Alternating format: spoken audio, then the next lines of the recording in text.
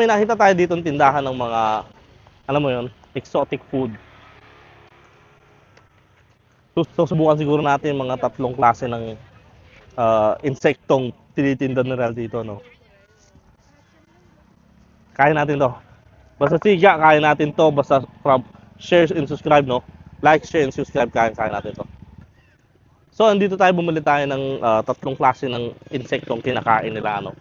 So, ang uuna natin titikman, itong yung parang nakukuha siya sa palayan, yung parang siyang cricket, no? Tingnan natin.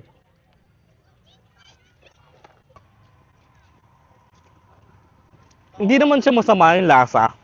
Alam mo yung parang siyang chicharon na walang lasa.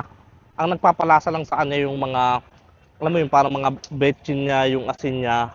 So, kung kakain ka na ito, hindi naman masyadong masama.